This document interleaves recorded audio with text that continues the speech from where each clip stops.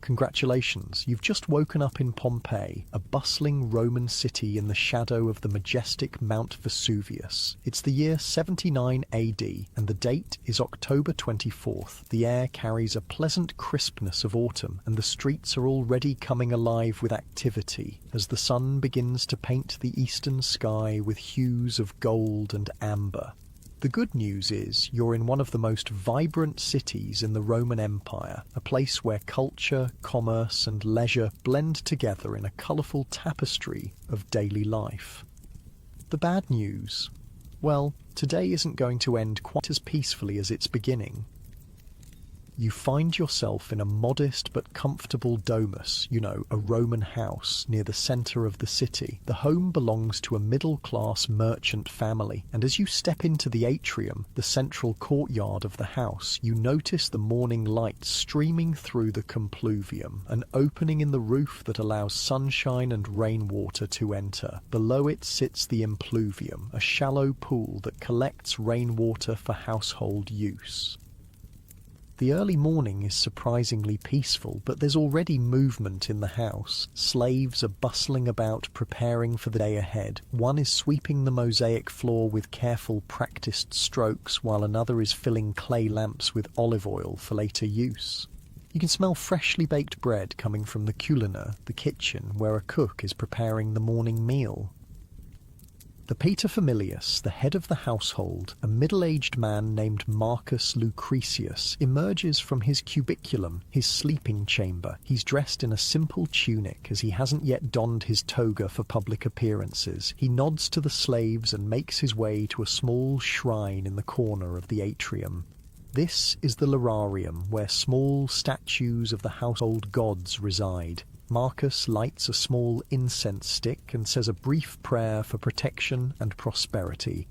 Another day of opportunity, he murmurs, unaware that his prayers for protection will be tested more severely than he could possibly imagine before the sun sets. You follow Marcus as he takes his morning meal in the triclinium, the dining room. Breakfast is simple: some bread, cheese, a few olives, and watered-down wine. Romans don't make a big fuss about breakfast, saving their appetites for the main meal later in the day. As Marcus eats, his wife Livia joins him, along with their two children, Quintus, a boy of 15, and Julia, a girl of 12. The family exchanges pleasantries, discussing plans for the day. Quintus will accompany his father to the forum to learn the family business, while Julia will stay with her mother to practice weaving and household management. The tremors kept me awake again last night, Livia mentions casually, breaking off a piece of bread. That's the 4th night this week, Marcus shrugs, seemingly unconcerned. The mountain always grumbles. Remember the big quake 17 years ago? We rebuilt then and life continued. These small tremors are nothing to worry about. If only he knew. You step outside with Marcus and Quintus as they leave for the forum. The streets of Pompeii are already teeming with life. The city has awoken, and its pulse is strong and steady. Shopkeepers are opening their establishments, pushing back wooden shutters to reveal counters laden with goods. Street vendors call out, advertising fresh produce, hot food, and various wares. The streets themselves are fascinating to modernise. Large stepping stones cross the roadways at regular intervals, allowing pedestrians to cross without stepping into the street, which often contained animal waste and garbage. Wheeled traffic, mostly carts pulled by mules or oxen, has to navigate around these stones, their wheels fitting into the worn grooves between them. You notice the careful planning of the city with its grid-like street layout. Pompeii is remarkably advanced, with an efficient water system bringing fresh water to public fountains located throughout the city. You pass one such fountain where people are gathering with clay jugs to collect their daily water, chatting and exchanging the latest gossip. "Did you feel the earth move again last night?" one woman asks another. "Yes, but my husband slept right through it," the other replies with a laugh. "He says Vesuvius is just reminding us who's in charge." The mundane conversation continues as they fill their water vessels, completely unaware of what the mountain truly has in store for them today. Marcus and Quintus make their way to the Forum, the beating heart of Pompeii. This large open plaza is surrounded by the most important buildings in the city, temples, government offices, and the basilica where legal matters are handled. The Forum is already bustling with activity. Merchants haggle with customers, politicians discuss matters of state, and ordinary citizens go about their business or simply enjoy the social atmosphere. Above it all looms Mount Vesuvius, its conical peak a constant presence in the lives of Pompeii's inhabitants. For generations, the volcano has been dormant, its fertile slopes covered with vineyards producing some of the finest wines in the empire. The people have grown comfortable in its shadow, never imagining the destructive power that lies dormant within. As the morning progresses, you follow various citizens through their daily routines, getting glimpses into different aspects of Pompeian life. A wealthy patrician woman visits the baths with her female slaves, partaking in the Roman bathing ritual, moving from the tepidarium, warm room, to the caldarium, hot room, and finally to the frigidarium, cold room. The baths are more than just places of hygiene. They're social centres, where women gossip, discuss politics, and forge business connections. "I've commissioned a new fresco for my garden wall," the patrician woman tells her companion as they relax in the tepidarium. "The artist is charging absolute fortune, but my husband just made a killing in the wine trade, so let him complain." Elsewhere, you observe a group of men in a thermopolium, a kind of fast food establishment. These popular eateries feature L-shaped counters with large earthenware jars called dolia embedded in them, containing hot food and drink. The men stand at the counter enjoying a quick meal of fish stew and bread, washing it down with wine. The thermopolium owner chats with his customers, discussing the upcoming gladiatorial games scheduled for the following week. On the walls, vibrant frescoes depict various food items, advertising the specialties of the house. "My cousin is fighting in the games," one patron boasts. "He's been training for months, says he'll dedicate his victory to Venus, the patron goddess of Pompeii." As midday approaches, more people fill the streets. Children play games with nuts and small stones, while stray dogs weave between pedestrians, hoping for scraps. The sounds of commerce, conversation, and life fill the air, hammering from carpenter shops, the calls of vendors, laughter from taverns, and the occasional braying of a donkey.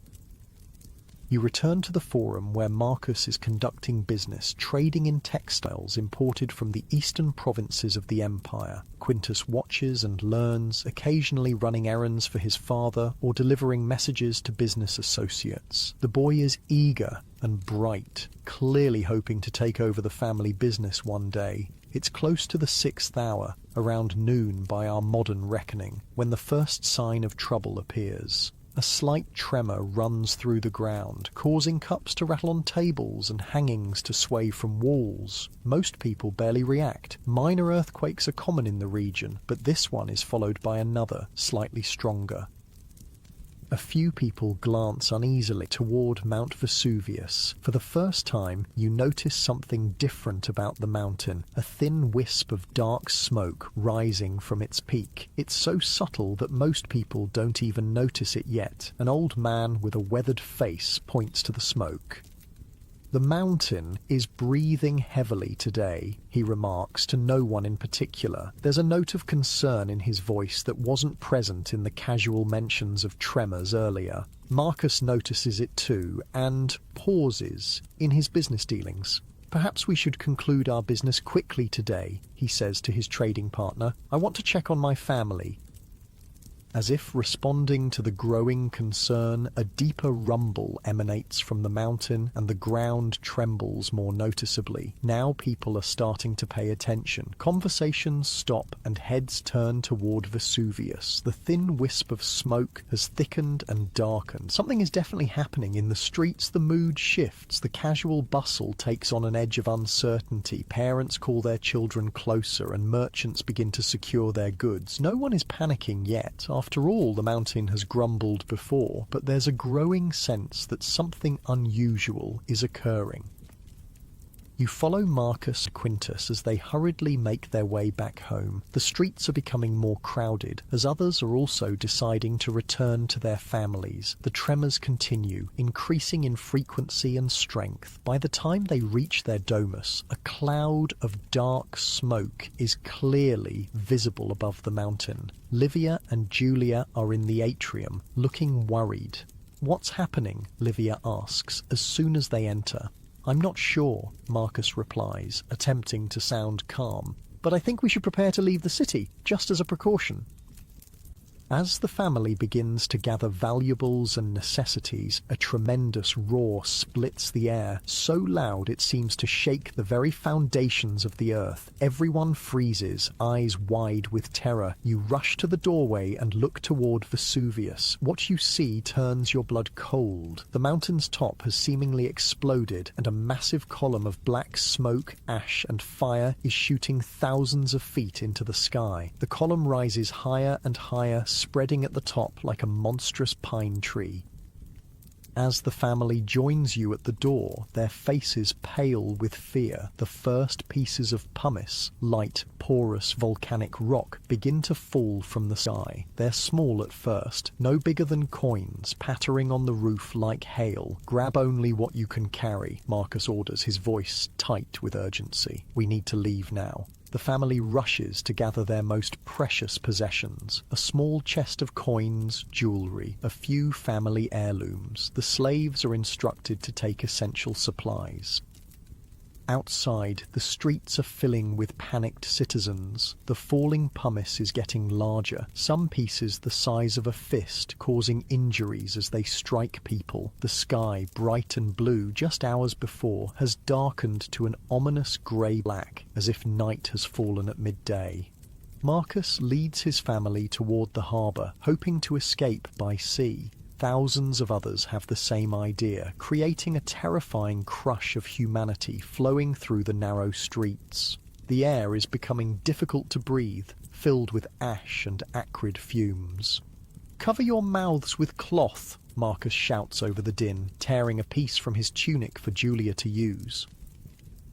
The falling debris is getting heavier and more dangerous. Buildings are beginning to collapse under the weight accumulating on their roofs. The orderly streets have become obstacle courses of fallen masonry, abandoned possessions, and in some tragic cases, the bodies of those who have already succumbed. As you follow the desperate family through the choking darkness, witnessing the beginning of one of history's most famous natural disasters, you can't help but wonder how many will escape, and how many, like the city itself, will be frozen in time by the mountain's fury. The rhythmic falling of the pumice creates an almost hypnotic backdrop to the unfolding catastrophe. Tap, tap, tap on the stone streets, crack, snap, rumble as structures give way, and through it all the distant, continuous roar of the volcano, like some ancient god awakened from slumber and unleashing its wrath upon the mortal world. As Marcus and his family push through the panicked crowds toward the harbour, the blanket of ash grows thicker, the air harder to breathe. The once vibrant city is being slowly erased, covered in a shroud of grey that will preserve it for centuries to come. And as we leave the Lucretius family fighting for their lives in the growing darkness, we're reminded of how quickly our world can change, how the ordinary day that began with breakfast and business can transform into a desperate struggle for survival. The people of Pompeii woke that morning never imagining they would become a time capsule for future generations, their final moments preserved in ash, their daily lives frozen at the moment when Vesuvius reclaimed the land in its shadow. The gentle patter of pumice continues, like a soft rain that gradually builds in intensity. The family huddles closer together, their faces etched with fear yet determined to survive. The harbour is still far, and the path grows more treacherous with each passing moment. But they press on, step by difficult step, into a future none of them could have imagined when they greeted the morning sun. The Lucretius family pushes forward through streets that grow more unrecognizable by the minute. The elegant city of Pompeii, with its orderly grid of streets and beautiful buildings, is transforming into a grey wasteland. Ash coats everything like a winter snowfall, but this is no gentle snowscape. This powder burns the lungs and stings the eyes. "Stay close," Marcus shouts over his shoulder, gripping Quintus by one hand and Livia by the other. Julia clutches her mother's hand, her young face a mask of terror, partially hidden by the cloth covering her mouth and nose. Behind them follow two household slaves carrying bundles of essential supplies. The falling pumice has become a constant danger, the pieces growing larger. Some are now the size of small fruits, and they fall with enough force to cause serious injury. All around them, people are covering their heads with pillows, wooden boards, or anything else they can find to protect themselves from the bombardment. A man stumbles past, blood streaming from a wound on his forehead where a chunk of pumice struck him. "The harbour is chaos," he warns before continuing his flight in another direction. "Better to head for the hills." Marcus hesitates, uncertainty clouding his face. The family has been making for the harbour, hoping to escape by sea, but now doubt creeps in. Is that still the best option? He looks around at the frightened faces of his family, their expressions barely visible in the unnatural twilight that has descended upon the city. "What should we do, Father?" Quintus asks, his voice steady despite the fear evident in his eyes. At 15, he's trying hard to show courage, to be the man he's been raised to become. Before Marcus can answer, a tremendous crash sounds nearby as the roof of a shop collapses under the weight of accumulated pumice and ash. The ground shudders again. Another earthquake, one of dozens that have rippled through the city since the eruption began. "We continue to the harbour," Marcus decides firmly. "At least there, we have a chance of getting away from the mountain."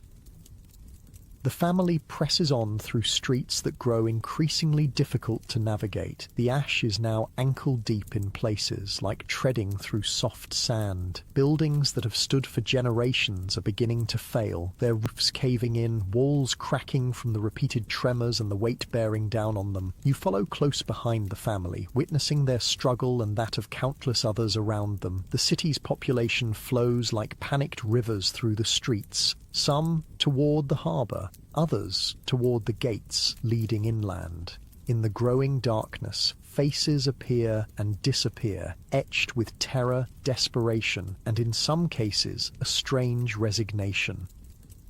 Near the Temple of Apollo, you spot an elderly priest standing defiantly in the open forum, arms raised to the blackened sky. "Appease the gods," he cries to anyone who will listen. "Make offerings, pray for mercy." A few frightened citizens have gathered around him, kneeling in the ash, lips moving in desperate prayers. As you watch, a large piece of pumice strikes the old priest on the shoulder, sending him sprawling. His followers help him to his feet, and they retreat into the relative safety of the temple. Through the thickening apocalyptic haze, you catch glimpses of different scenes playing out across the city. A young mother wraps her infant in layers of cloth to protect it from the falling debris, then continues her flight with the baby cradled against her chest. A group of men break into an abandoned villa, looking for valuables left behind. A dog runs frantically through the streets, barking and searching for its master. At the House of the Faun, one of the largest and most luxurious homes in Pompeii, you see the wealthy owner directing his numerous slaves to carry chests of valuables. "Quickly," he shouts, "to my ships! I have vessels waiting at the harbour." Meanwhile, the Lucretius family has reached the busy street of Via dell'Abbondanza, normally the bustling commercial heart of Pompeii. Now it's a corridor of fear, choked with fleeing citizens. The shops that line the street, bakeries, wineries, textile merchants and food stalls, stand abandoned, some with goods still displayed. Frozen moments of ordinary life interrupted by disaster. The air has grown thicker, harder to breathe. It's not just ash now, but also toxic fumes seeping up from beneath the earth. People around you are coughing, some collapsing to their knees, struggling for air. Cover your faces tighter, Marcus instructs his family. Breathe through the cloth. Julia stumbles, nearly falling in the thickening ash. One of the slaves, a man named Titus, who has been with the family for years, scoops her up without breaking stride. "I've got you, little mistress," he says, his own breathing laboured but his dedication unwavering. The group pauses briefly in the shelter of a portico to catch their breath. The scene around them is apocalyptic.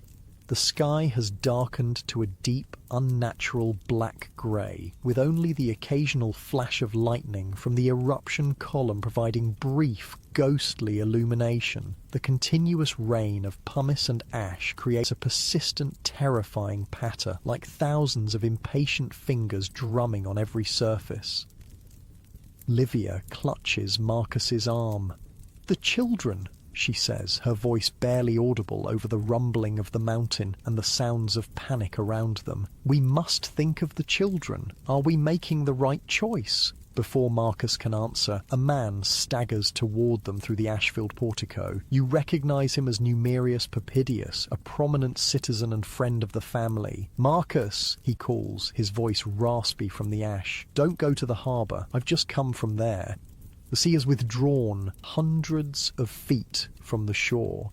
Ships are stranded in the mud, and the waves, when they return... He makes a crashing gesture with his hands. Some vessels have already been swamped. This is grim news indeed. When the sea retreats dramatically, it often returns with devastating force, something understood even in ancient times. The harbour may not be the sanctuary they had hoped for. "What are you going to do?" Marcus asks his friend. "My family has taken shelter in the cellar of my country villa outside the city walls," Numerius replies. "I came back to help others. The stone building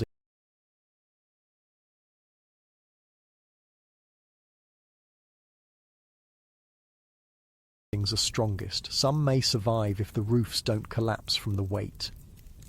As if to emphasize his point, another tremor shakes the ground, and more pumice rains down around the portico. A section of cornice breaks free from the building across the street, crashing into the ash-covered ground with a muffled thud. Marcus looks at his family, his wife's frightened face, his son's determined expression, his daughter held safely in the arms of their loyal slave. The decision weighs heavily on him. Continue to the uncertain harbour, try to flee inland, or seek shelter and wait out the mountain's fury.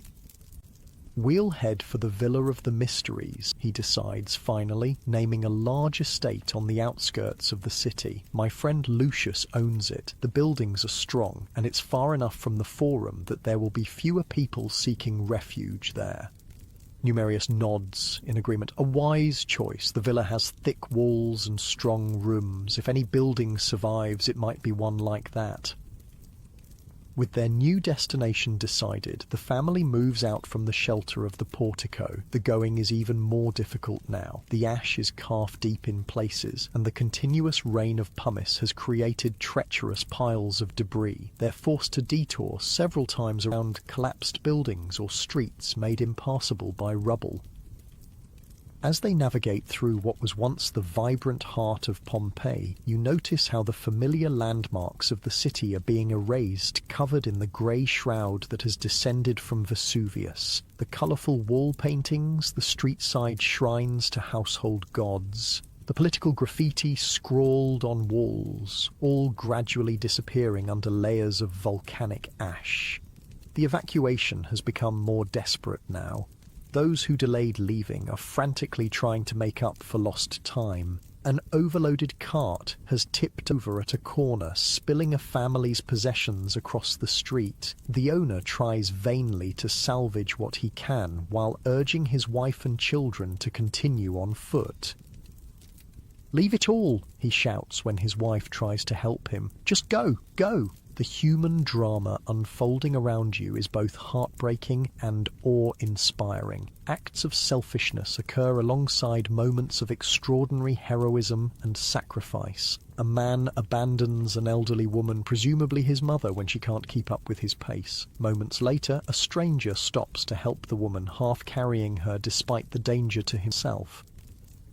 Through it all, Mount Vesuvius continues its assault. The roaring has not diminished. If anything, it has grown louder, a constant reminder of the unstoppable natural force being unleashed. The eruption column rises miles into the sky, spreading outward at its peak to form what modern volcanologists would call a pine tree shape, wide at the top, narrowing to the trunk-like column rising from the volcano's crater. As the Lucretius family makes its way toward the northwestern edge of the city, heading for the Villa of the Mysteries, the nature of the eruption begins to change. The continuous rain of pumice and ash is bad enough, but something far worse is brewing.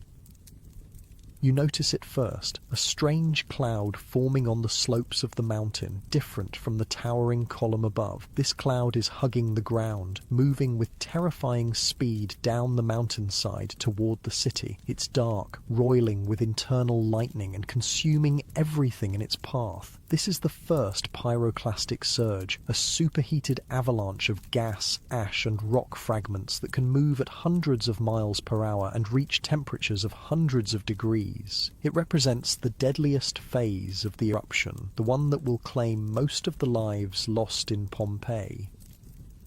No one in the ancient world had names for these phenomena or understood the science behind them. All the Pompeians know is that something new and terrifying is approaching, something even more dangerous than what they've experienced so far. Look at that! Quintus points toward the mountain, his young face pale with terror. The ground-hugging cloud is moving with impossible speed, swallowing the countryside between the volcano and the city. Those who fled inland earlier may already be engulfed. "Run!"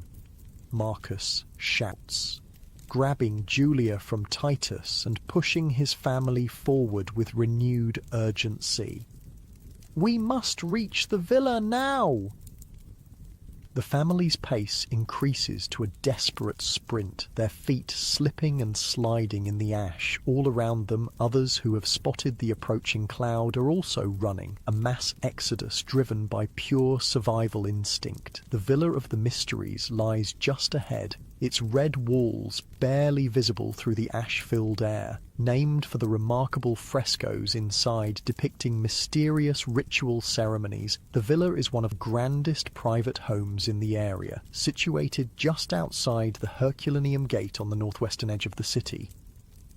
They aren't the only ones seeking shelter there. Dozens of people are already huddled inside the villa's peristyle, the columned garden at the centre of the house. Some are residents of the villa, others are refugees like the Lucretius family. The owner, Lucius Istasidius, a wealthy merchant and old friend of Marcus, greets them with grim relief. "Thank the gods you made it," he says, embracing Marcus briefly. "We've been taking in as many as we can."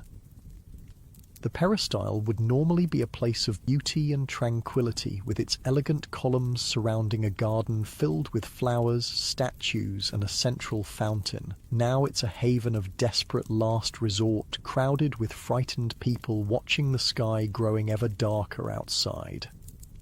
"The cloud from the mountain," Marcus begins, trying to catch his breath. "It's coming this way." "I know," Lucius interrupts, his face grave. "We've been watching it. That's why I've instructed everyone to move to the inner rooms, away from the atrium and any entrances. The deeper rooms without windows may offer more protection." As they speak, a woman rushes into the peristyle from the direction of the atrium. "It's coming!" she screams. The black cloud is at the walls. Panic erupts among the refugees. People begin to push toward the inner doorways, trying to reach the windowless rooms at the center of the villa. In the crush, families are separated, children cry out for parents, and the elderly struggle to keep their footing. Stay together, Marcus shouts to his family, forming a human chain with their hands linked tightly. Don't let go!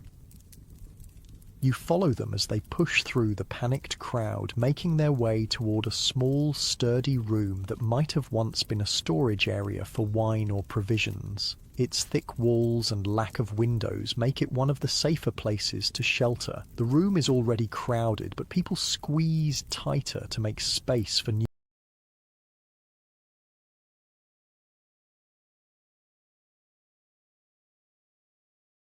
newcomers. Oil lamps provide flickering illumination, casting long shadows across frightened faces. The air is stale and increasingly difficult to breathe, filled with the exhalations of dozens of people and the ash that clings to their clothes and hair. Outside, the world has gone completely dark. Even the meagre light that penetrated the ash cloud earlier has vanished. The sound of falling pumice on the villa's roof is now accompanied by a new noise, a deep, rushing roar growing rapidly louder. "Get down!" someone shouts. "Cover your heads!" The Lucretius family huddled together in a corner of the room. Marcus wraps his arms around Livia and Julia, while Quintus presses close to his father's side. The loyal slaves Titus and a woman named Drusilla crouch nearby, their status distinctions temporarily forgotten in this moment of shared humanity facing death. "I love you all," Marcus says, his voice steady despite the terror in his eyes. "Whatever happens, know that." The rushing sound outside grows to a deafening roar. The walls of the villa begin to vibrate, and dust shakes loose from the ceiling. People pray, weep, or sit in stunned silence. Some cover their ears against the terrible noise, while others embrace loved ones. And then it hits. The pyroclastic surge that will define Pompeii's fate. The superheated cloud of gas and ash envelops the villa, seeking entry through every crack and opening. The temperature outside rises to hundreds of degrees in an instant. Inside the windowless room, the temperature also begins to climb, though more slowly. The thick stone walls provide some insulation, but the air grows hotter by the second. Breathing becomes painful as the heated air scorches lungs. "Breathe through your tunics," Marcus gasps, pressing the fabric of his garment to his mouth. Shallow breaths. The heat continues to rise. Some of the weaker individuals, the very young, the elderly, those already weakened by the arduous evacuation, begin to lose consciousness. The room grows quieter except for laboured breathing and occasional moans of distress.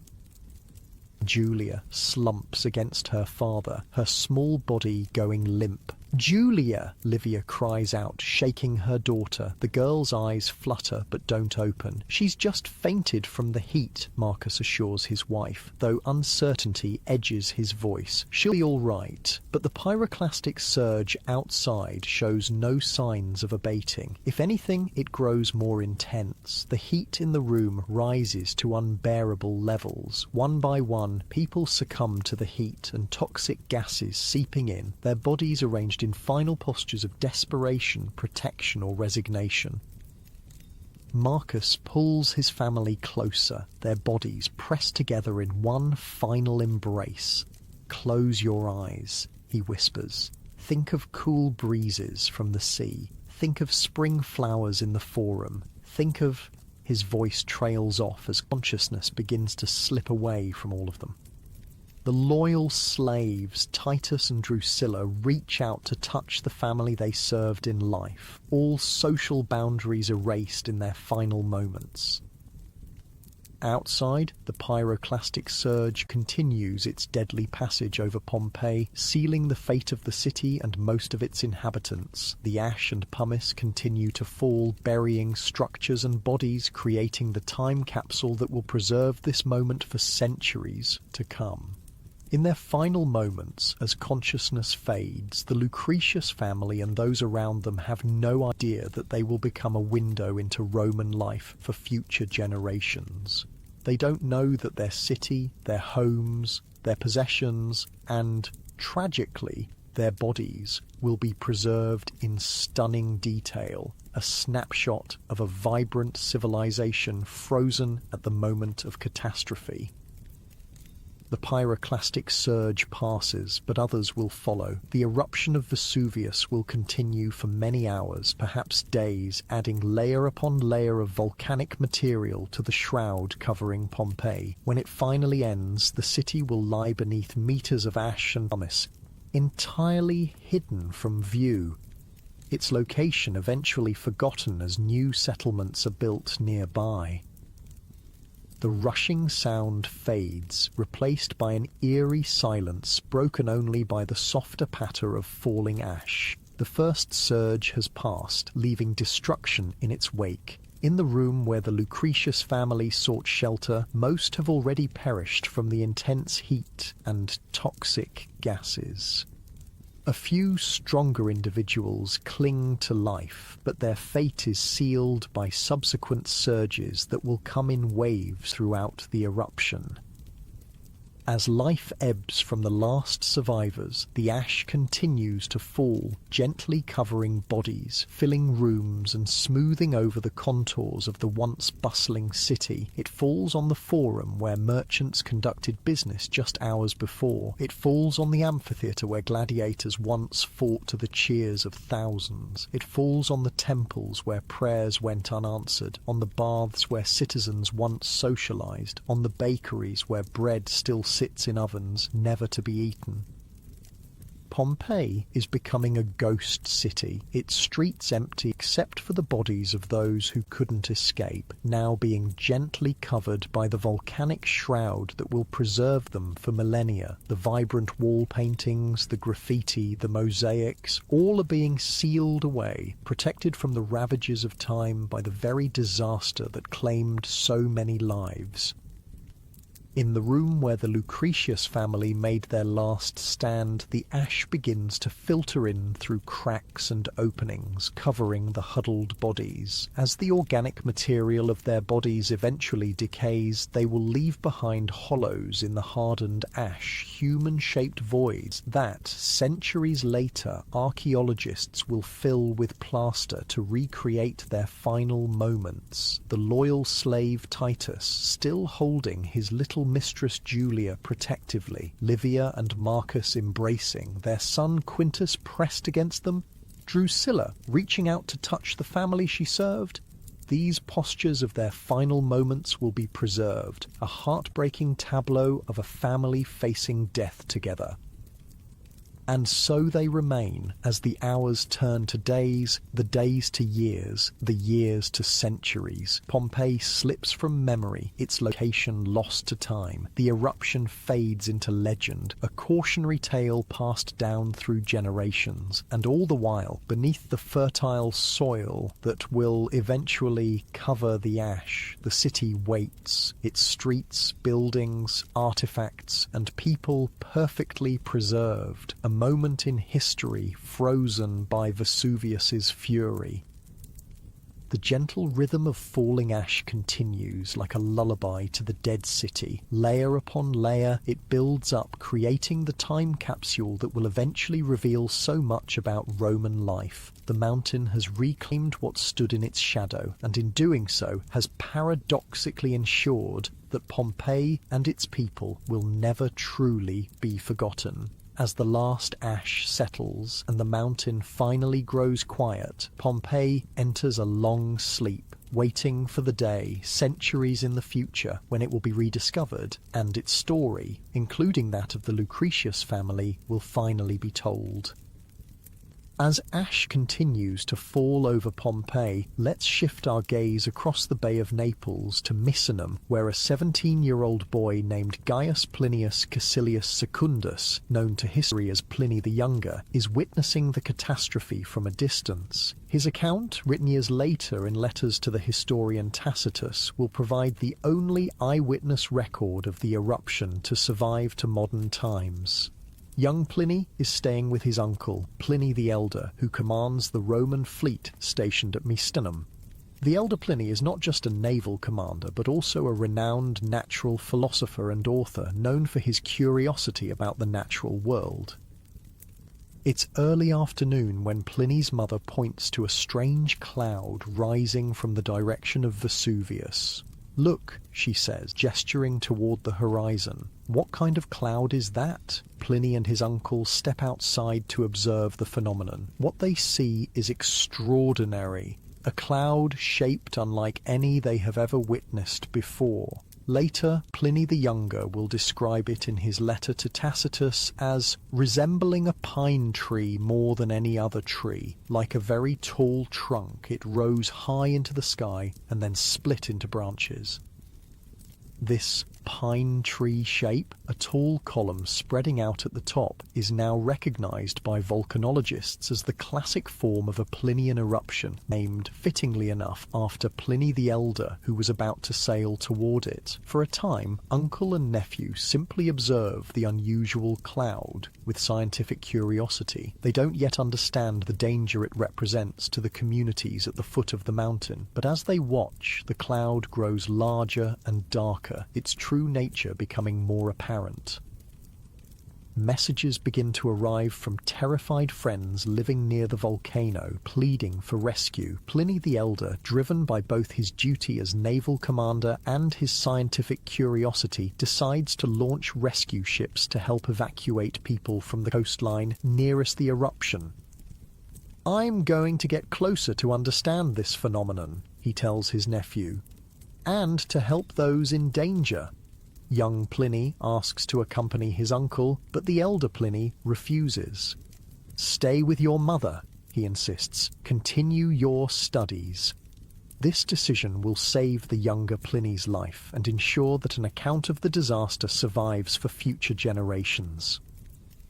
As his uncle departs with the fleet, young Pliny returns to his studies, attempting to maintain some normalcy despite the ominous cloud growing on the horizon. But as the afternoon progresses, the situation at Misenum itself begins to deteriorate. Across the bay, the Lucretius family and others trapped in Pompeii are already fighting for their lives, but at Misenum the danger is only beginning to become apparent. The ground trembles with increasingly violent earthquakes. The sea recedes strangely from the shore, stranding marine creatures on the suddenly exposed seabed. Then, most alarmingly, a black cloud from the eruption begins to spread across the bay toward them.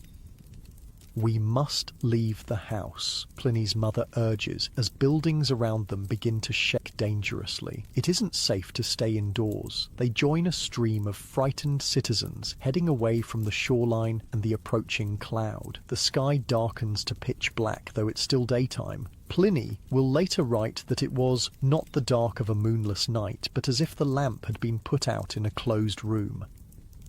Ash begins to fall, then pumice stones. People tie pillows to their heads for protection, the same desperate measure being taken in Pompeii. In the darkness, parents lose children and friends lose each other. Cries of people searching for loved ones mix with prayers and lamentations. "Mother," young Pliny says, taking her hand firmly, "whatever happens, we stay together." Through the terrifying night they wait out the disaster, not knowing if they'll live to see morning or if his uncle will return from his rescue mission. He won't. Pliny the Elder will die on the shores near Stabiae, likely overcome by toxic fumes while trying to help those fleeing by sea. While the younger Pliny and his mother survive their brush with death at Misenum, let's return to Pompeii to witness other stories unfolding in the doomed city. Near the great amphitheatre in the southeastern part of the city, a gladiator named Celadus has been training when the eruption begins. Known as the man the girls sigh for, according to graffiti found on Pompeii's walls, Celadus is a popular fighter, a Thracian-style gladiator who has won numerous bouts. The gladiatorial barracks are eerily empty today. Many of his fellow fighters are in Naples for games being held there. When the mountain first erupts, Celadus is cleaning his equipment in the training yard, preparing for upcoming matches. His trainer, an old man named Saturninus, who was once a celebrated gladiator himself, is the first to notice the strange cloud. Celadus, the old man calls, pointing toward Vesuvius. Something's happening at the mountain. The gladiator looks up from polishing his helmet, his practiced eyes narrowing at the sight. "That's no ordinary cloud," he says, setting aside his work. "I've seen smoke from forest fires in my homeland. This is different." As the gravity of the situation becomes clear, Celadus faces a choice. As a gladiator, he is essentially property, bound to his lanista, the owner of his troop. Technically, he shouldn't leave without permission, but with ash beginning to fall and panic spreading through the city, such niceties of ownership seem suddenly meaningless. "I'm going to help people get out of the city," he tells Saturninus. "Are you coming?" The old trainer nods. Better to die doing something worthwhile than cowering here. Together, they venture into the increasingly chaotic streets. Their powerful builds and the natural authority that comes from their profession help them organize small groups of panicked citizens, directing them toward the gates leading away from the volcano. "Cover your heads!" Celadus shouts above the din, demonstrating by tying a piece of cloth over his own short-cropped hair. "Stay together! Move quickly, but don't run blindly!" For several hours, the gladiator and his trainer work tirelessly, helping the elderly who have fallen, carrying children whose parents are overburdened, and providing a sense of order amid the chaos. They make multiple trips to different neighborhoods, guiding groups to relative safety before returning for more. But as the pyroclastic surges begin to hit the city, even their courage and strength prove insufficient against the power of nature. Caught in the open during one of their rescue efforts, they have nowhere to hide when the superheated cloud of gas and ash rolls down the streets. In their final moments, the gladiator and trainer stand their ground rather than flee, helping others into a sturdy building nearby. They are still ushering the last stragglers to shelter when the surge engulfs them, preserving them forever in poses not of combat, but of compassion. Elsewhere in the city, in the elegant house of the Vetii, two wealthy freedman brothers have a different experience of the disaster. Aulus and Numerius Vettius, former slaves who have built a successful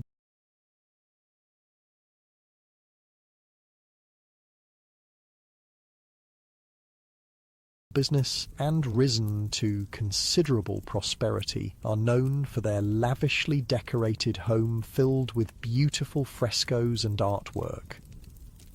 When the eruption begins, the brothers are hosting a business meeting with several important clients in their opulent triclinium, the dining room where Romans typically conducted business while reclining on couches and enjoying fine food and wine. "It's probably nothing serious," Aulus assures his guests as the first tremors shake the cups on the table. Vesuvius often grumbles. But as ash begins to fall and the sky darkens, even the optimistic Aulus must acknowledge the danger. The brothers quickly gather their valuables, coins, jewelry, and small precious items that can be carried easily. Their clients depart hastily to check on their own families.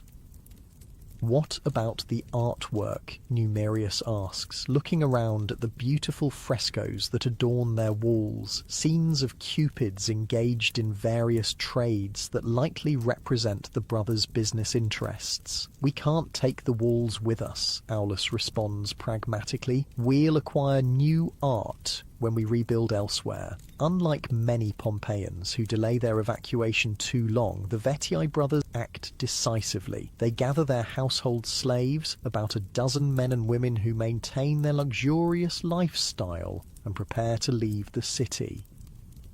"You have served us well," Numerius addresses the assembled slaves. "Follow us now, and if we survive this calamity, I vow you will be rewarded for your loyalty." It's a moment that reveals much about Roman society. Even in this life-or-death situation, the social hierarchy remains intact. The slaves have no choice but to follow their masters, their fates tied inextricably to men who once were slaves themselves.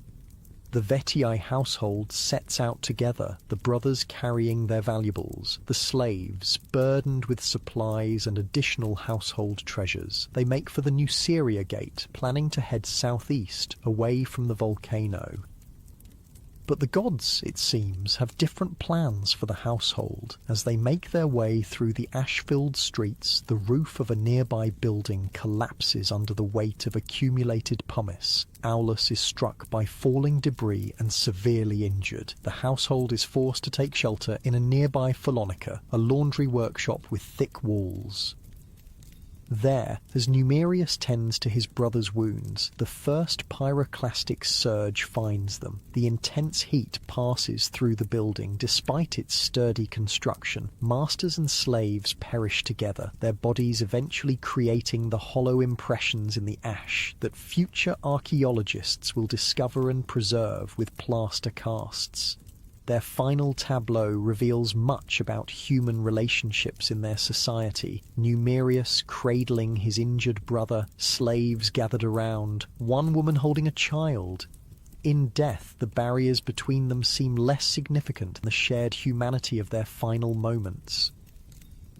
Let's turn our attention now to one of the most unique features of Pompeii's destruction, the preservation of the mundane, everyday aspects of Roman life, frozen in time by the disaster. In a modest thermopolium, an ancient fast food establishment, on the corner of the Via dell'Abbondanza and the Vicolo di Eumachia, the proprietor Vetutius Placidus is reluctant to abandon his livelihood when the eruption begins. As others flee past his shop, he continues to serve hot food and drinks from the large earthenware jars embedded in his L-shaped counter.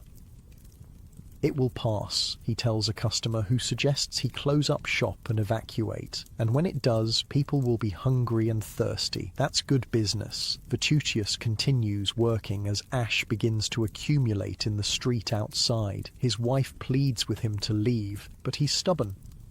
Just a little longer, he insists. People need hot food on a day like this.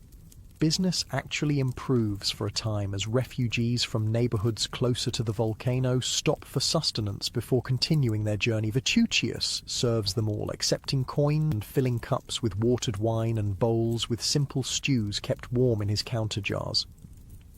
But as conditions worsen and fewer customers appear, even Vetutius must acknowledge the danger. He finally begins closing his shop, securing what valuables he can in a small chest, the day's earnings and some family jewellery. His wife has already packed a bundle of clothes and household necessities.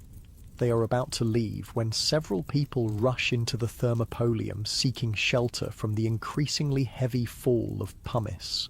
Among them is a pregnant woman, clearly exhausted and struggling to continue.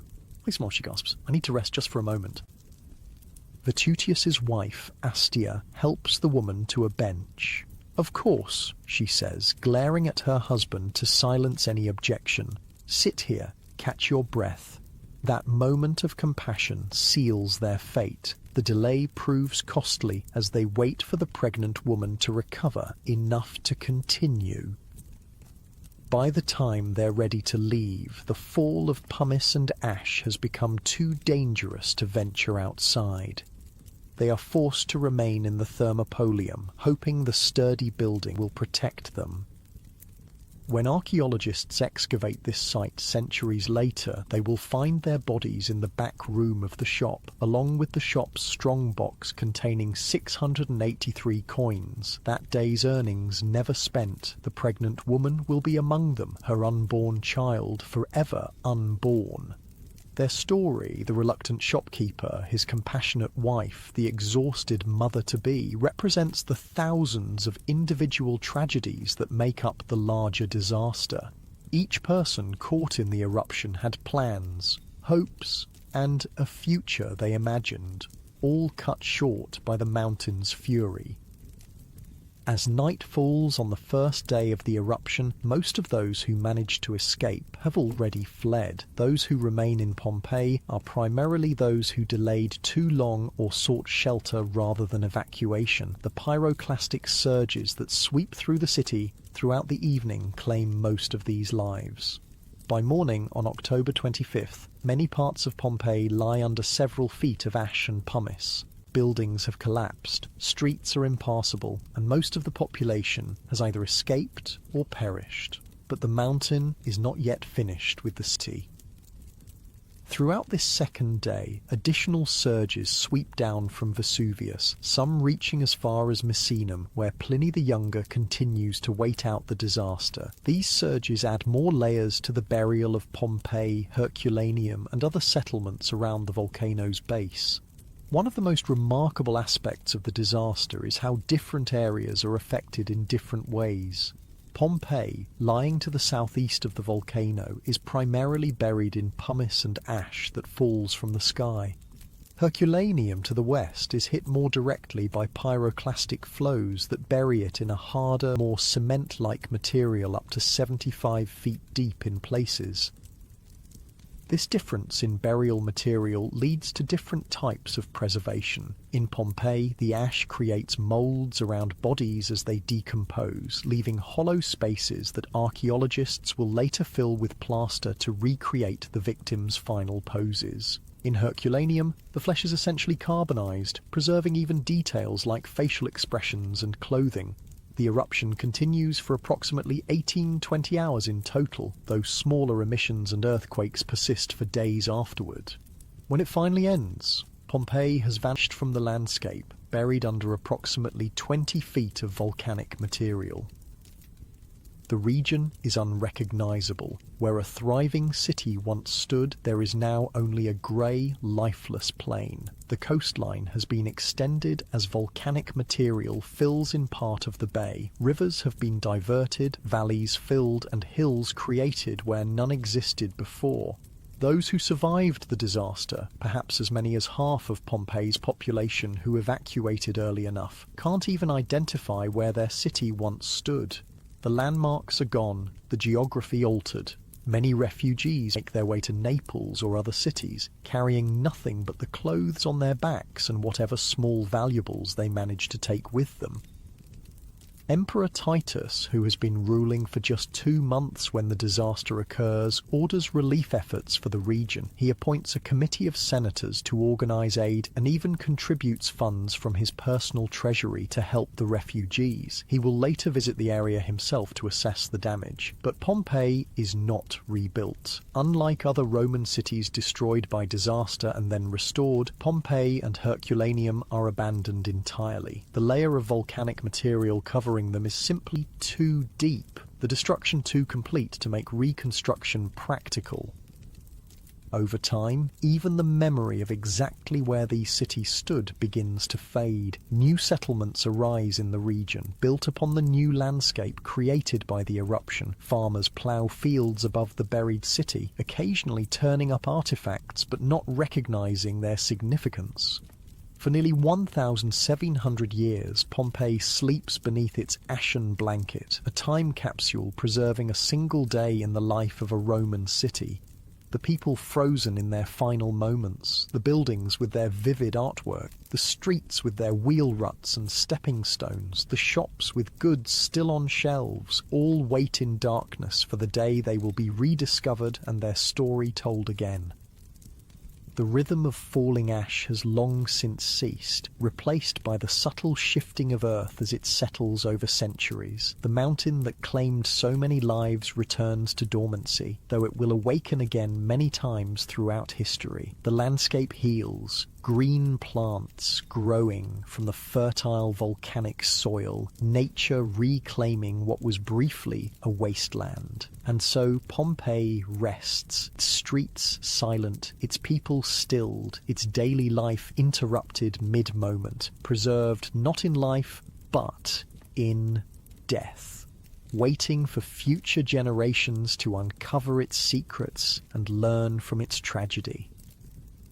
The ash-covered ruins of Pompeii lay silent for centuries, the once bustling streets now still and hidden from the world above. The memory of the city faded, its exact location forgotten as generations passed. Farmers tilled the fertile volcanic soil that covered the ancient ruins, unaware of the extraordinary time capsule that lay beneath their feet. Occasionally someone might dig a well or plough a field and encounter a peculiar stone or artifact, but these discoveries were dismissed as curiosities, their true significance overlooked.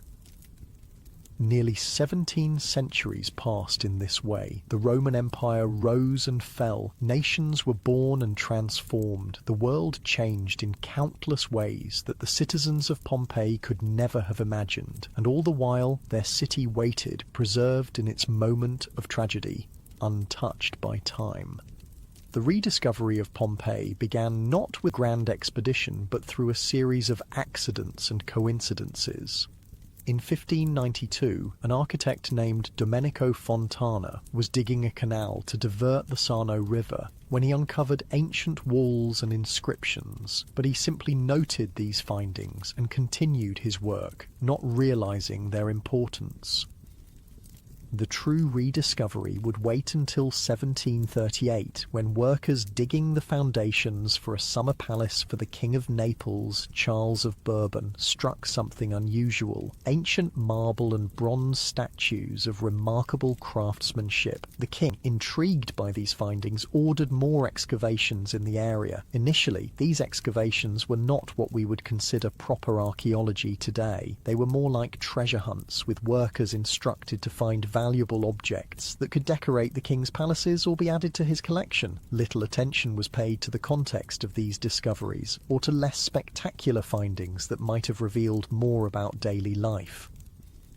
The excavators didn't even know which city they had found. At first, they believed they were excavating Stabiae, another town destroyed by Vesuvius. It wasn't until 1763 that an inscription was discovered clearly identifying the site as Pompeii. Meanwhile, nearby Herculaneum had been discovered in 1709 through a similar accident when a farmer digging a well found theatrical marble works. Let's imagine one of these early excavations through the eyes of a young worker named Paolo, hired to dig at the site in the 1740s.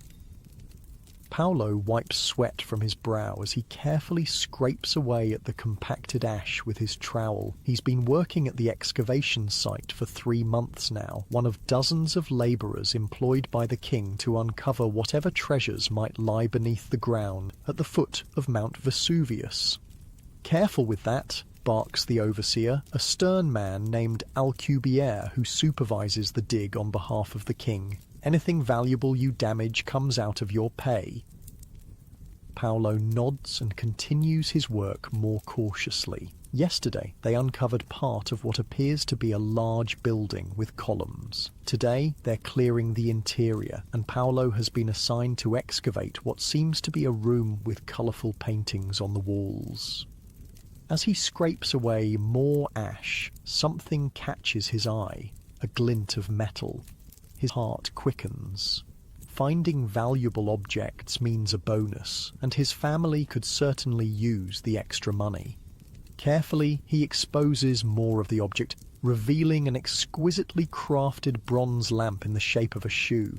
"I found something, sir," he calls to the overseer, who hurries over with several other officials.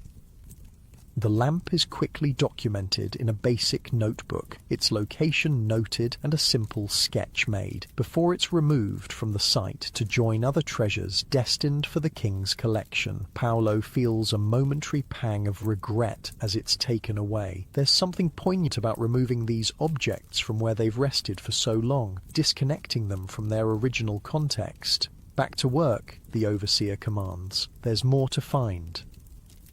And indeed, there is. The room Paolo is excavating turns out to be remarkably well preserved, with vibrant frescoes depicting mythological scenes covering the walls. The officials are excited by this discovery, but they're primarily interested in whether the paintings can be cut from the walls and transported to the royal collection, not in understanding the room's purpose or the lives of those who once used it.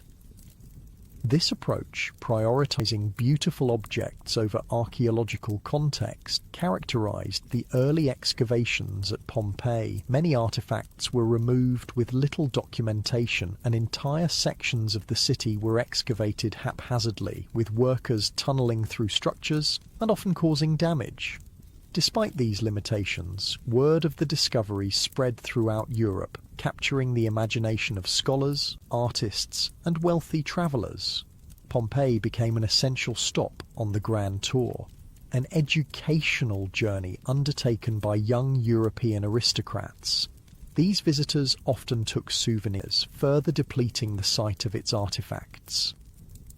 As the 18th century gave way to the 19th, attitudes toward archaeology began to change. Scholars started to recognize that there was value not just in beautiful objects, but in understanding the context in which they were found, in reconstructing daily life rather than simply collecting treasures. One of the most significant figures in this evolution was Giuseppe Fiorelli, who became director of the excavations in 1863 after Italy's unification. Fiorelli revolutionized the approach to Pompeii, introducing systematic methods that form the foundation of modern archaeology. We must excavate not to find beautiful things but to increase historical knowledge, Fiorelli insisted to his workers. Every fragment, every wall, every space has a story to tell. Under Fiorelli's direction, Pompeii was divided into a grid of regions and insular blocks, creating a system for precisely documenting the location of every finding. He insisted on careful excavation that preserved structures rather than tunneling through them. Perhaps most importantly, he made sure that ordinary objects, cooking utensils, tools, everyday pottery, were valued and preserved alongside more spectacular findings. But Fiorelli's most famous innovation came from a remarkable observation. While excavating, workers occasionally encountered curious cavities in the volcanic ash, spaces where something had been encased but had since decomposed, leaving its impression in the compacted material.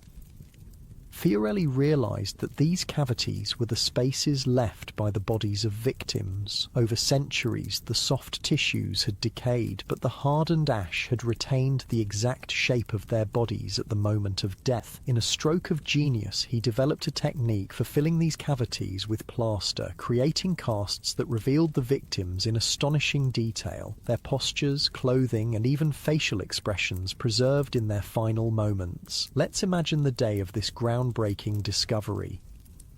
It's a warm spring morning in 1863, and Fiorelli is overseeing excavations in a street near the Stabian Gate. A worker named Marco calls out excitedly, having discovered a large cavity in the ash. "Director Fiorelli, there's something strange here. A large hollow space with what looks like bones inside." Fiorelli hurries over, his scholarly mind already racing with possibilities. He examines the cavity carefully, noting the human bones visible at one end. "This is it," he murmurs, almost to himself.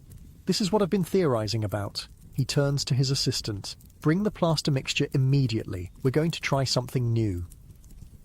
Workers carefully mix plaster of Paris with water, creating a liquid that can be poured into the cavity. Fiorelli directs the operation, ensuring the plaster flows into every part of the space. Then they wait for it to harden, the anticipation palpable among the gathered workers and scholars. The next day, they carefully chip away the surrounding ash to reveal what the plaster has captured, and the result is breathtaking. There, rendered in perfect detail, is the form of a person caught in their final moment. It's a man lying on his back, his hands raised in a futile attempt to protect himself from the deadly pyroclastic surge. The plaster has captured every detail, the folds of his clothing, his strapped sandals, even the agonized expression on his face. "Remarkable," whispers one of the scholars present. "It's as if we're looking at him across the centuries at the very moment of his death." Fiorelli nods solemnly.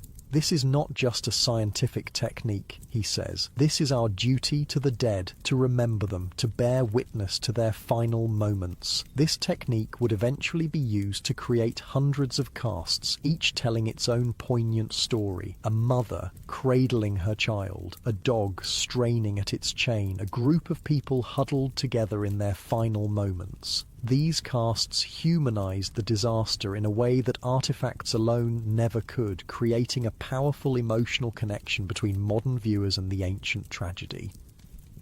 As the excavations continued through the late 19th and into the 20th century, more and more of Pompeii was uncovered, revealing a remarkably complete picture of Roman urban life. Ordinary homes, shops, public buildings, streets, water systems, graffiti, all preserved as if frozen in time. One particularly remarkable discovery came in the form of carbonized food items, bread loaves still in ovens, fruits in bowls, and even complete meals that had been on tables when the eruption began. These findings provided unprecedented insight into the Roman diet and food preparation methods. The House of the Vetti, which we visited earlier in our story, was excavated in the 1890s, revealing some of the most beautiful and well-preserved frescoes in all of Pompeii. The brothers Aulus and Numerius, wealthy freedmen who had once been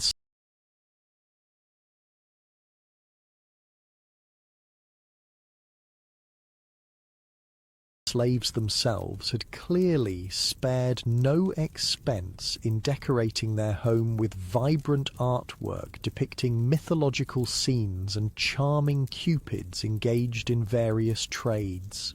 Nearby, archaeologists discovered the plaster casts that may well have been the Vettier brothers and their household, confirming the story we imagined of their final moments together. The Thermopolium of Vetusius Placidus was excavated in the early 20th century, revealing the L-shaped counter with its embedded storage jars just as we described it. In a back room they found the strongbox containing 683 coins, the day's earnings that Vetusius never had a chance to spend. Each new discovery added another piece to the puzzle, allowing archaeologists and historians to reconstruct not just the buildings and streets of Pompeii, but the lives of its inhabitants, their work, their leisure activities, their religious practices, their social structures. The graffiti found on Pompeii's walls proved especially valuable, offering unfiltered glimpses into the thoughts, opinions, and daily concerns of ordinary people. Political slogans, advertisements, declarations of love, crude jokes and insults, all preserved exactly as they were written nearly 2 millennia ago. One wall bears the inscription, "Celadus the Thracian gladiator is the delight of all the girls." This simple graffito confirms our story of the popular gladiator who, in our narrative, died helping others escape the eruption. Another reads, "I made bread here, baker Proculus, a humble labourer leaving his mark for posterity, never imagining that his simple statement would be read thousands of years later." As excavations continued into the 20th century, archaeological methods became increasingly sophisticated. Scientists from various disciplines, volcanology, anthropology, paleobotany, and others, began to collaborate, each bringing their expertise to bear on understanding different aspects of Pompeii and its destruction.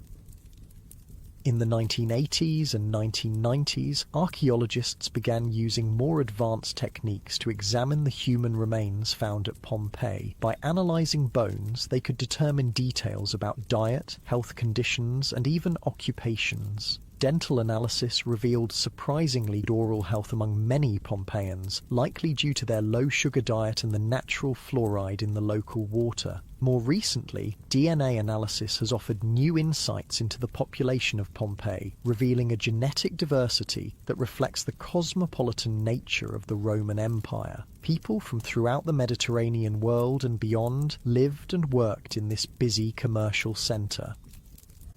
Perhaps most significantly, modern volcanologists have been able to study the eruption of Vesuvius in unprecedented detail, reconstructing the sequence of events that unfolded on that fateful October day in 79 AD. Their findings largely confirm the timeline we've described in our story. The initial column of ash and pumice, followed by pyroclastic surges that were responsible for most of the deaths in Pompeii and Herculaneum. Today, about 2/3 of ancient Pompeii has been excavated, with about 1/3 still buried beneath volcanic material. This unexcavated portion is now intentionally left buried by archaeologists, preserved for future generations with better techniques and technologies. It's a recognition that excavation is, by its nature, destructive. Once a site is dug up, some context is inevitably lost, even with the most careful methods. The excavated portions of Pompeii face their own preservation challenges. Exposure to the elements, rain, wind, sunlight, and temperature fluctuations causes deterioration of the ancient structures and artworks. Modern pollution and the vibrations from millions of tourist footsteps add to the stress on these fragile remains. In 2010, one of Pompeii's most famous buildings, the Schola Armaturarum, House of the Gladiators, collapsed after heavy rainfall, highlighting the ongoing risk to these irreplaceable archaeological treasures. This incident led to increased international attention and funding for conservation efforts at the site. Today, a team of archaeologists, conservators, architects and other specialists works continuously to preserve what has been excavated while continuing to study and learn from the site. New technologies, from ground-penetrating radar to 3D scanning, allow them to document the city in unprecedented detail and to monitor subtle changes that might indicate structural problems.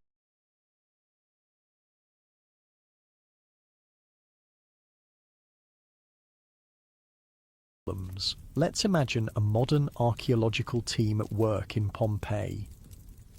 Dr. Elena Rossi carefully brushes dust from a newly uncovered mosaic floor in what appears to be a wealthy home in Pompeii's Region 9. Unlike the early excavators, who might have simply noted the mosaic's beauty before moving on, Dr. Rossi and her team document everything meticulously. A colleague photographs the mosaic from multiple angles, while another uses a specialized scanner to create a detailed 3D model. Nearby, a botanical archaeologist carefully collects samples from the garden soil for analysis, hoping to identify what plants grew here 2 millennia ago. "Look at this craftsmanship," Dr. Rossi remarks, pointing to the intricate pattern of the mosaic. The owner of this house spared no expense. See how the tesserae gets smaller and more detailed in the central emblem? That's the mark of a master craftsman. Her colleague nods. The pigments used here are interesting too. Some of these blues might have come from as far away as Afghanistan. It shows the reach of Roman trade networks. This level of detailed analysis, considering not just what was found, but what it tells us about technology, trade, and social status, represents the evolution of archaeological thought since those early treasure hunts of the 18th century.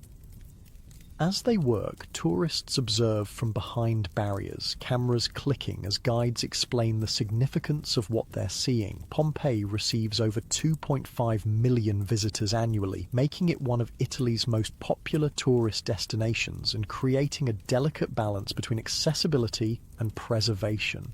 One of the most poignant aspects of Pompeii for modern visitors is the connection they feel to the ancient Romans who once walked these streets. The wheel ruts worn into the stone paving, the graffiti scratched onto walls, the counters of thermopolia worn smooth by thousands of leaning elbows. These tangible traces of everyday life create a bridge across the centuries.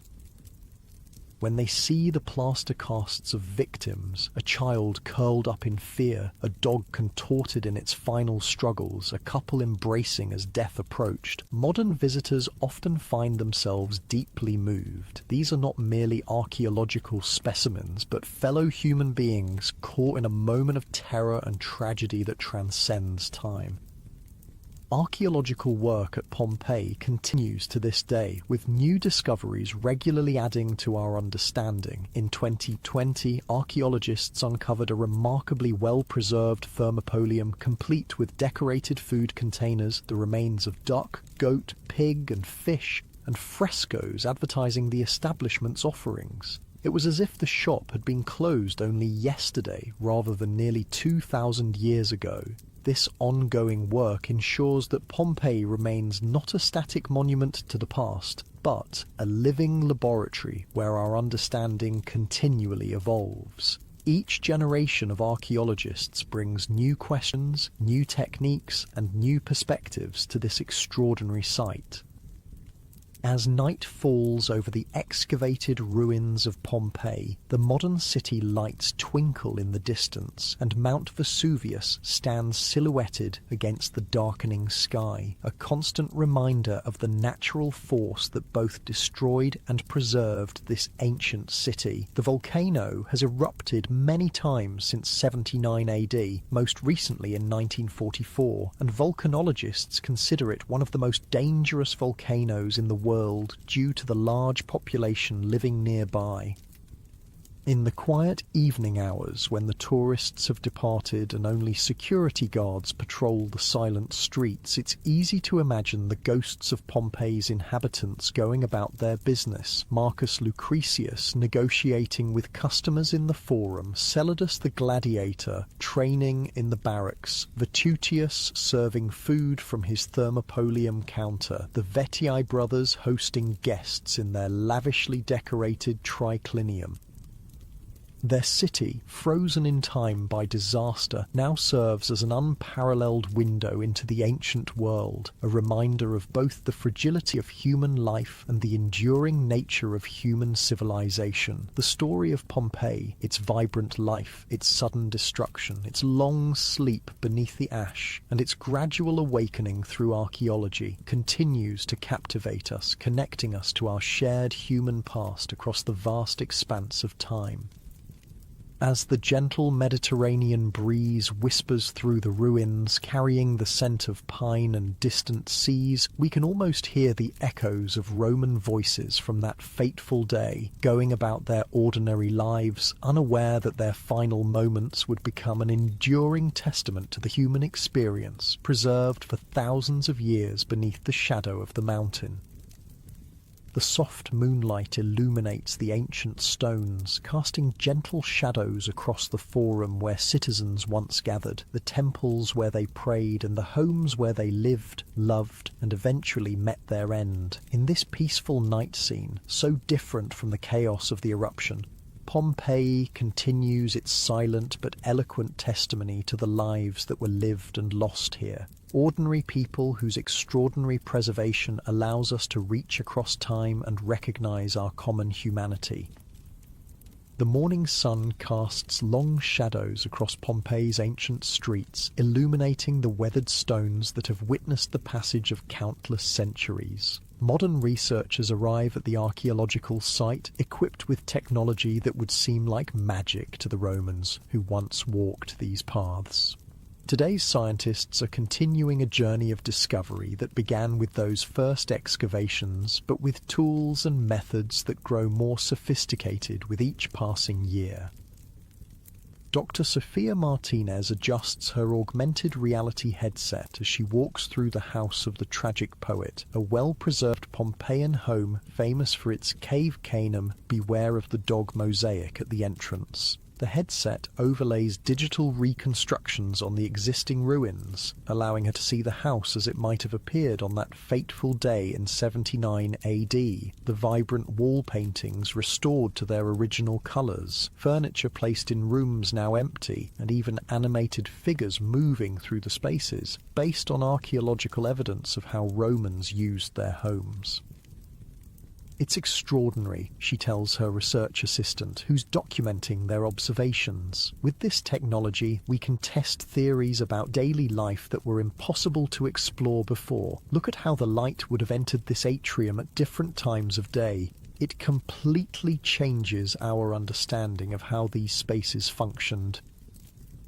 Nearby, another team is using ground-penetrating radar to map structures still buried beneath the volcanic material. Unlike earlier generations who had to excavate to discover what lay beneath, these scientists can create detailed images of buried buildings without disturbing a single stone, preserving them for future researchers with even better techniques. We've identified what appears to be a large public building in the unexcavated section of Region 9, explains Dr. Paolo Russo, studying the radar imagery on his tablet. Based on its layout, it might be another bath complex, but rather than dig it up immediately, we're creating a complete digital model first. Future archaeologists will thank us for our restraint. This approach represents a profound shift in archaeological philosophy, where early excavators raced to uncover as much as possible as quickly as possible. Modern researchers often choose to leave discoveries buried, protected from exposure to the elements, pollution, and tourism until they can be properly preserved. In the laboratory section of Pompeii's research centre, other specialists apply equally advanced techniques to artefacts and human remains. A bioarchaeologist examines the teeth from a cast of a young woman, using isotope analysis to determine where she grew up based on the chemical signature of the water she drank as a child. She wasn't born in Pompeii, the scientist notes with interest. The isotope patterns suggest she grew up in North Africa, perhaps Alexandria. It's another piece of evidence showing how diverse and cosmopolitan this city was, a true crossroads of the Roman Empire. Nearby, a paleobotanist studies carbonized food remains from a recently excavated kitchen, identifying the exact species of plants that were being prepared for a meal never eaten. The analysis reveals not just what Pompeians ate, but their agricultural practices, trade connections, and even social status based on the types of food available to different households. In another lab, a team uses advanced imaging techniques to read carbonized scrolls from the Villa of the Papyri in neighboring Herculaneum, texts that were thought to be lost forever, too fragile to unroll physically without destroying them. The villa contained what was essentially a private library, with hundreds of philosophical texts that offer unprecedented insight into intellectual life in the Roman world.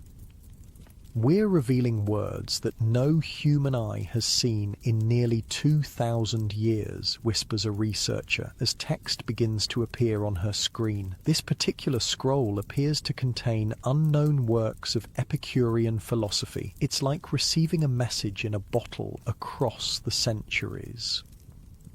These modern scientific approaches, from DNA analysis to 3D modeling to spectroscopic techniques for analyzing pigments and materials, are revolutionizing our understanding of Pompeii and its inhabitants.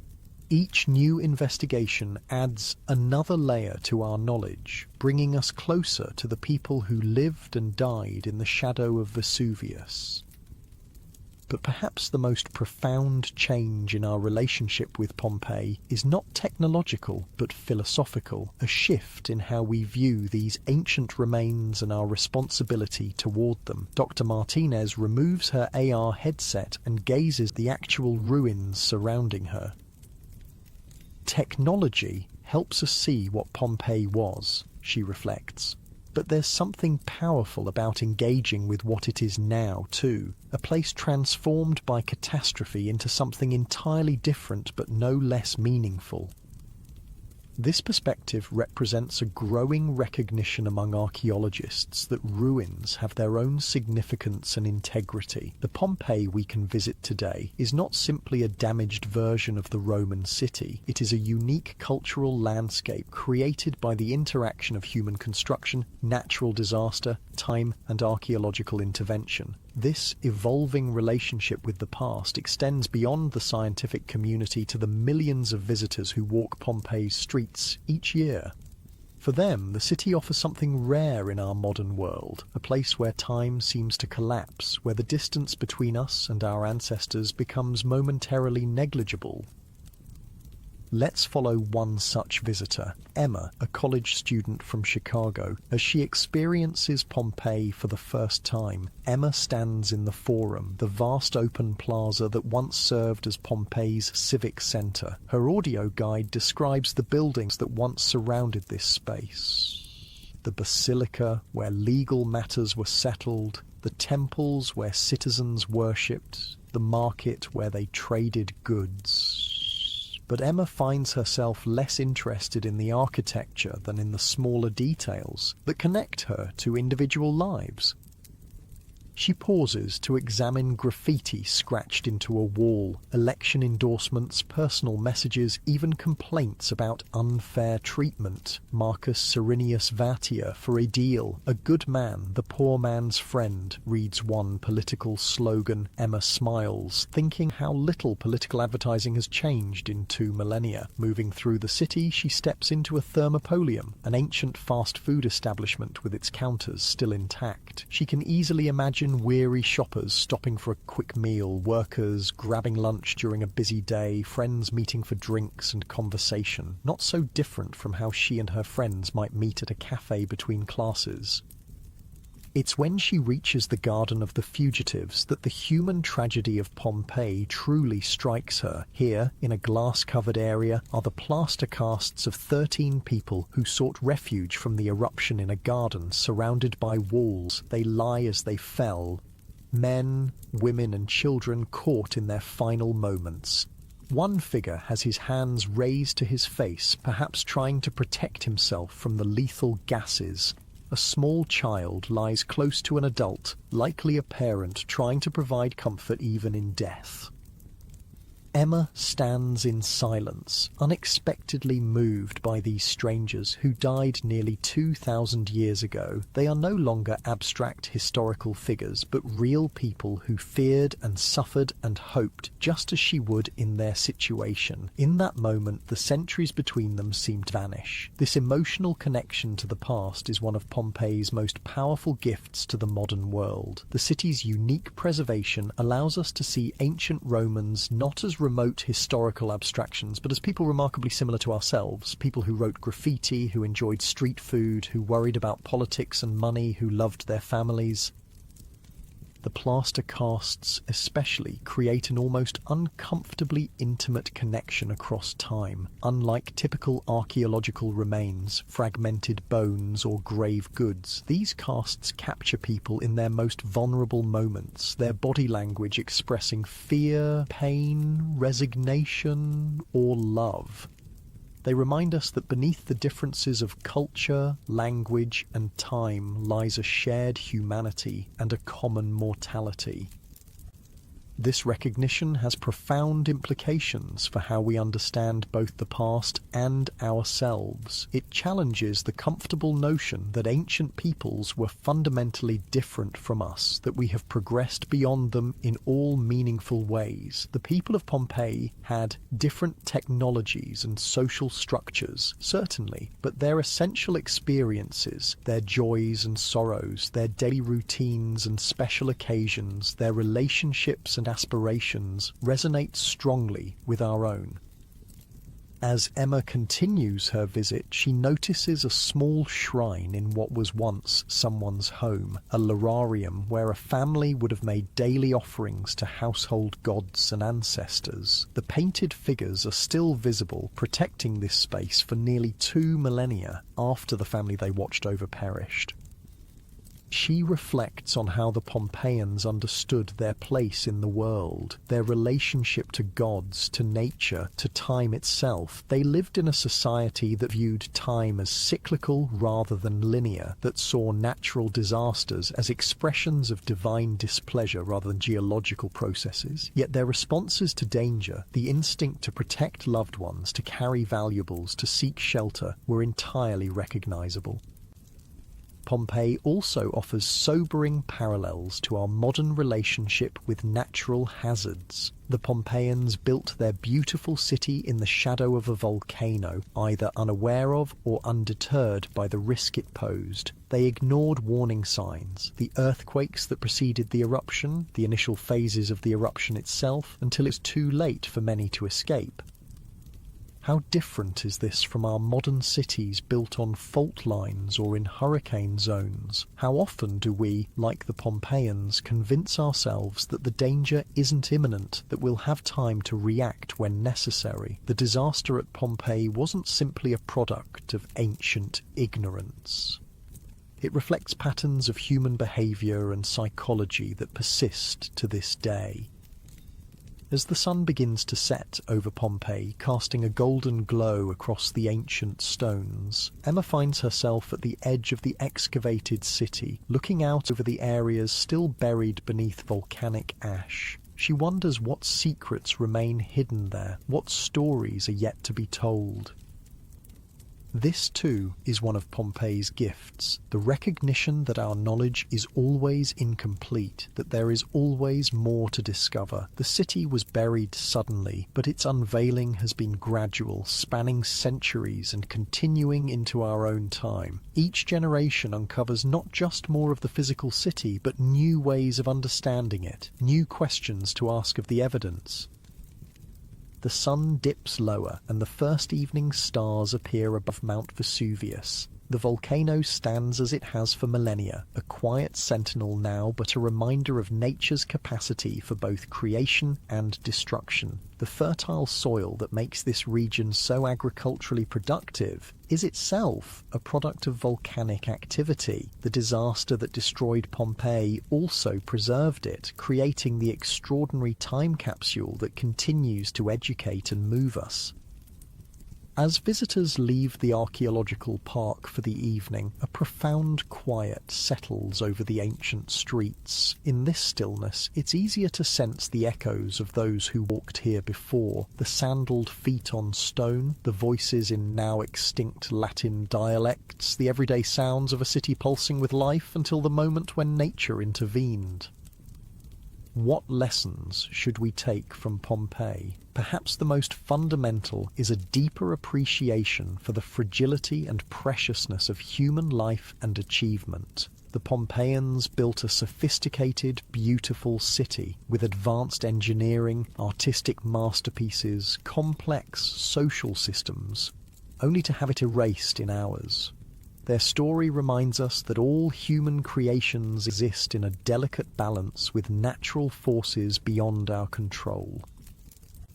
Yet there is hope in this story too. The very existence of Pompeii as we know it today, preserved, studied, visited, appreciated, suggests that something of us may endure beyond our individual lives, or even the civilizations we build. The Pompeians could never have imagined that their ordinary lives would fascinate people 2,000 years in the future, that their homes and possessions and bodies would be treated with reverence by cultures they couldn't envision. In this way, Pompeii speaks to our human desire for remembrance, for some form of immortality. The marks we leave, whether grand monuments or simple graffiti, may speak to future generations in ways we cannot predict. The plaster cast of a person whose name is lost to history may move a visitor from a distant future more deeply than the most elaborate tomb of an emperor. As night fully descends on Pompeii, the ancient city rests in darkness as it did for centuries beneath its blanket of ash.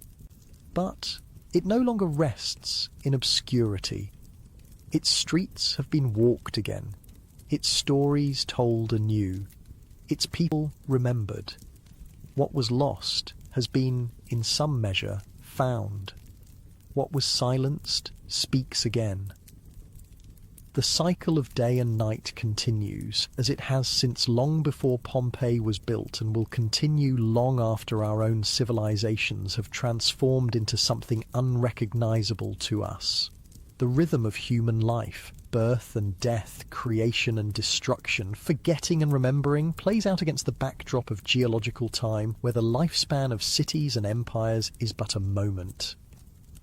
In the quiet darkness of Pompeii at night, this perspective brings not despair, but a strange comfort. We are part of something larger than ourselves, a human story that stretches backward and forward in time, connecting us to those who came before and those who will follow.